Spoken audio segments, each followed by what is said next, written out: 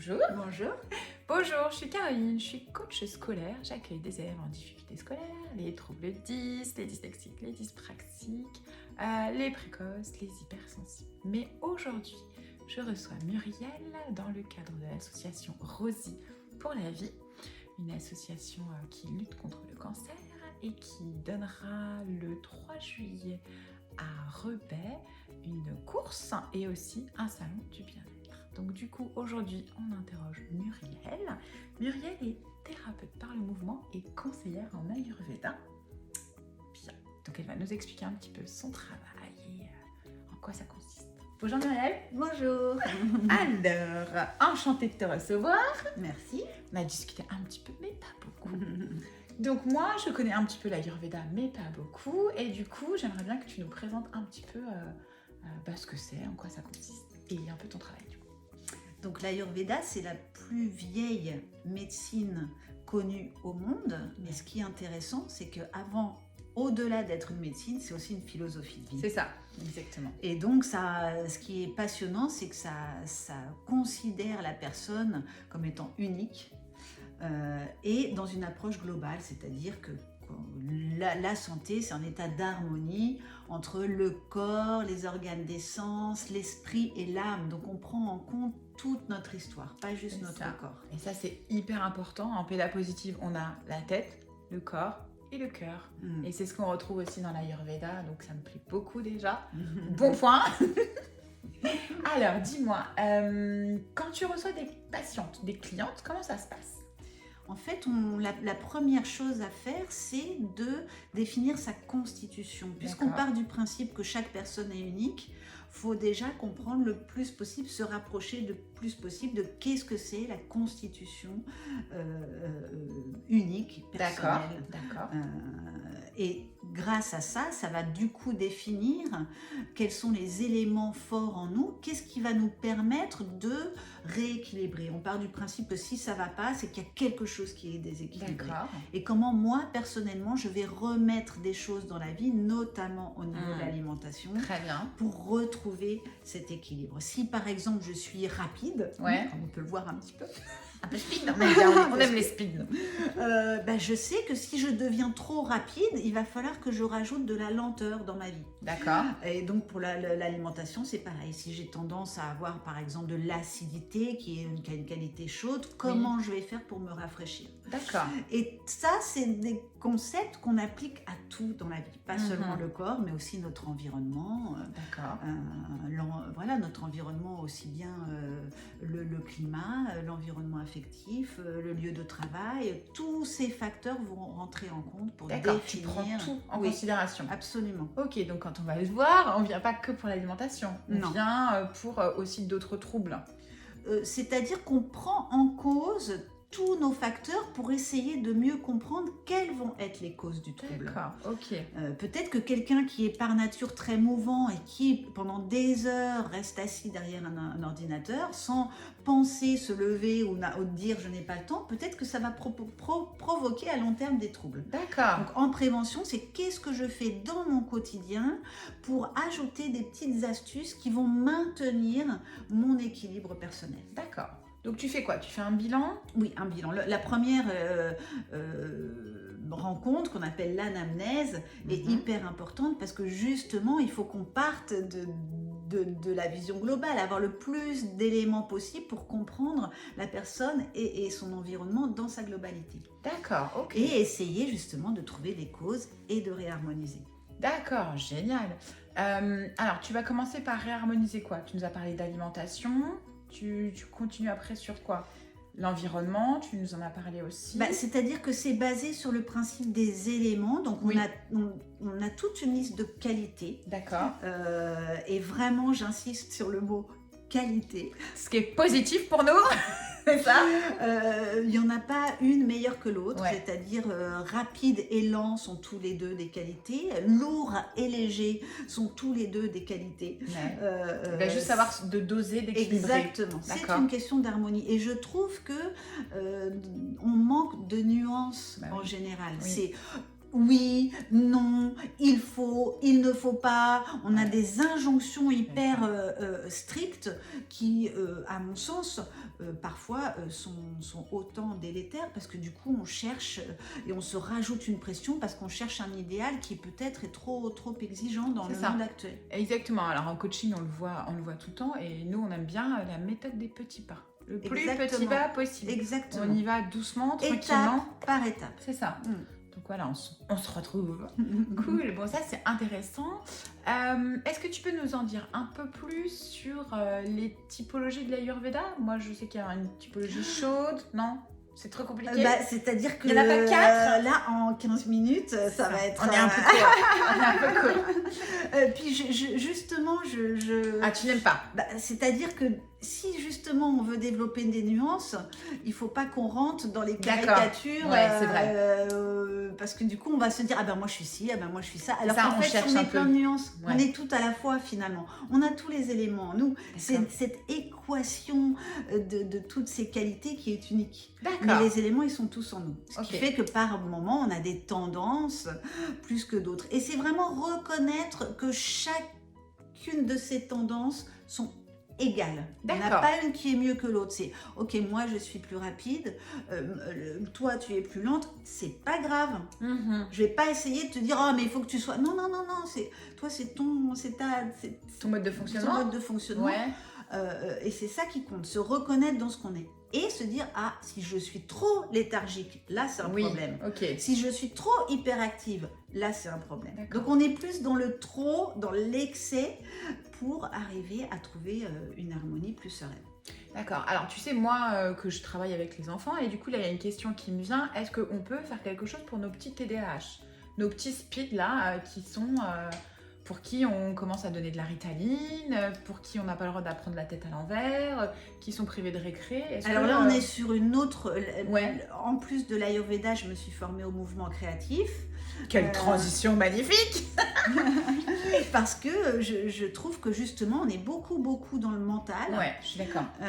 Et que du coup, passer par le corps permet cette connexion sensible. Oui, je suis d'accord. À partir du moment où on le vit dans son corps, c'est légitime. On n'a plus besoin de mots qui te disent oui, c'est comme ça, non, c'est pas comme ça. Je l'ai vécu à travers mon corps. C'est. Donc l'association des deux, moi j'aime beaucoup l'idée de passer par le corps parce qu'on se réapproprie nos sensations, on se réapproprie tous ces signaux que le corps nous envoie et qu'on oublie d'écouter. Oui, donc, exactement. Après, tu sais bien que pour les TDAH, c'est quand même le bazar dans leur tête, ils n'arrivent pas à remettre de l'équilibre, comme on disait tout à l'heure. D'où la possibilité, à mon sens, l'importance et l'impact positif que peut avoir une activité physique. Et justement, partir de cette activité physique pour eux leur donner des astuces ensuite qui vont pouvoir... Enfin, c'est ça l'idée, hein, dans toutes ces propositions, c'est... avoir des astuces dans sa poche pour soi-même sentir et trouver plus facilement cette harmonie. La vie n'est pas un long fleuve tranquille, la vie est une... On le sait bien, ça, on a l'habitude alors. Donc, c'est pas la peine de se dire à un moment donné, je vais aboutir à quelque chose. Non. Il y aura toujours quelque chose.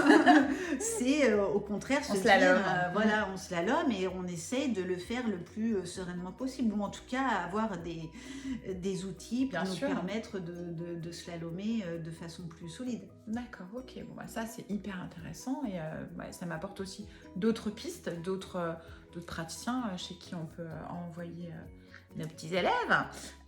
Donc, thérapeute par le mouvement. Réexplique-moi ça un petit peu. En fait, c'est ça. C'est de partir du principe qu'on est un être à la fois psychosomatique, c'est-à-dire que le corps... l'esprit, le cœur font partie d'un tout et qu'on peut influencer l'un par l'autre. C'est ça. Dans les deux sens.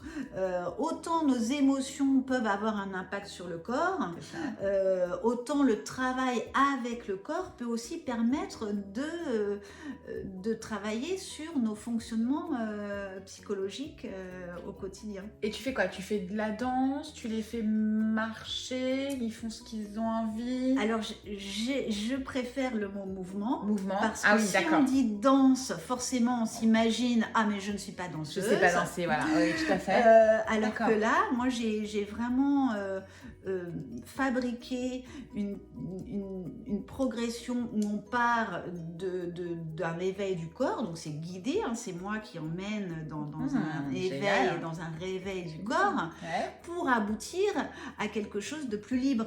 D'accord. Mais je trouve, pour quelqu'un qui n'est pas forcément habitué à bouger, que sauter dans l'improvisation, ça peut C'est ça peut difficile. être compliqué. Est-ce que du coup c'est en individuel? Parce que je me dis qu'en groupe, le regard de l'autre, c'est Ah compliqué. non, c'est ça qui est génial. Ouais. Bah, le groupe, Ouais. évoluer en groupe permet sans mots de Oui. reconnaître la diversité C'est vrai. de qui nous sommes et des corps et de penser que ah mais ça c'est facile et ça bah ah non pour moi ça ne l'est pas. Et du coup on n'a pas besoin de mots pour accepter que vraiment on n'est pas tous pareils. C'est ça. Bon, ça c'est passionnant aussi, ça me plaît bien. Donc la thérapie par le mouvement, ok, que tu associes à l'Ayurveda ou pas du tout? Oui, parce que je me sers des sagesses, des piliers de la sagesse de l'Ayurveda pour construire aussi mes progressions en mouvement. D'accord. Mais c'est ça qui est bien quand on a plusieurs outils dans la poche, c'est qu'on peut, Tu voilà, on mélanges. peut avoir des propositions qui évoluent. J'ai une structure en tête, j'ai un squelette, Ouais. mais mes sessions, elles vont se dérouler avec les gens présents à ce moment-là, au moment où on est ensemble. Ah, super. Donc ça, moi, c'est ça qui m'intéresse, c'est de ne pas avoir quelque chose de fixé. Ouais. J'ai un squelette, j'ai une charpente, mais ça se construira Avec à la chaque- personne voilà. qui vient. Ah oui, Mm. donc c'est vraiment très personnalisé, ça c'est super. Alors personnalisé ou en groupe, hein. Oui. Ou en groupe, Mais hein. quand je dis personnalisé, je dis vraiment pour la personne que tu as en face de soi. Oui, Tu vois. mais le mouvement, je fais beaucoup plus de Oui, mouvements tu fais en plus de groupe. Oui, Ok. parce que justement, moi, ça m'intéresse, l'énergie du groupe. D'accord. Le regard de l'autre. À partir du moment où il y a un environnement bienveillant, Ouais. où tout le monde est là sans jugement et qu'on sente cette bienveillance, C'est facile, hein. c'est beaucoup plus... on se sent plus libre d'être soi-même exactement. et de trouver le mouvement et de voir qu'on ose. Et de C'est voir ça. qu'au fur et à mesure, eh bien, il y a cette audace qui Oui, on qui se permet grandit, plus de choses. voilà, grâce à la spontanéité du moment et la liberté d'être dans cet espace bienveillant. Ah, génial. Et alors, je voulais aussi t'interroger sur un dernier truc. C'est que tu as passé combien de temps en Inde? 30 ans. 30 ans en Inde. Elle est revenue entre les deux confinements et on l'a attrapée au vol en fait. Et du coup, raconte-nous un petit peu ce que tu fais là-bas, parce que pour nous c'est très exotique. Ben, en fait, voilà, moi j'ai dans ma jeunesse eu besoin d'aller explorer. Et J'adore, moi, ça. voilà, je suis partie en Inde et j'y suis restée. C'est Je ça. suis partie sans savoir du coup où je suis un exemple. Enfin, C'est une aventurière quand même. Une En aventurière. fait,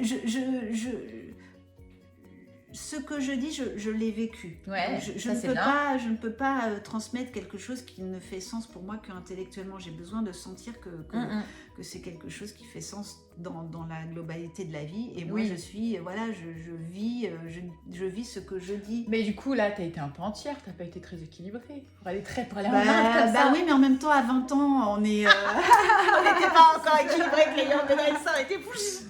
Non, mais Non, c'est génial. je pense que l'équilibre peut parfois passer. Oui. Si on se sent dans un moment où on est contraint, moi je me sentais à un moment de ma vie Oui. où je me sentais restreinte Il t'a et fallu- j'avais besoin d'aller ailleurs pour me Ouais. confronter à l'inconnu, à un endroit neutre qui allait me prendre pour moi aujourd'hui, C'est pas ça. moi avec tout ce qu'on sait de moi voilà, Oui, de oui. mon enfance. Tu redémarrais quelque chose de vierge en fait. Et puis voilà, l'Inde, je pense, m'a conquise avec toutes ces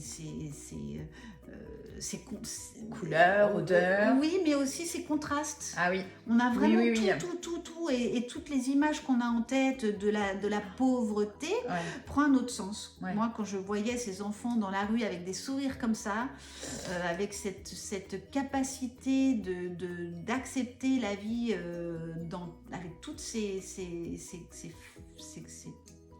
couleurs, voilà, ça m'a plu cette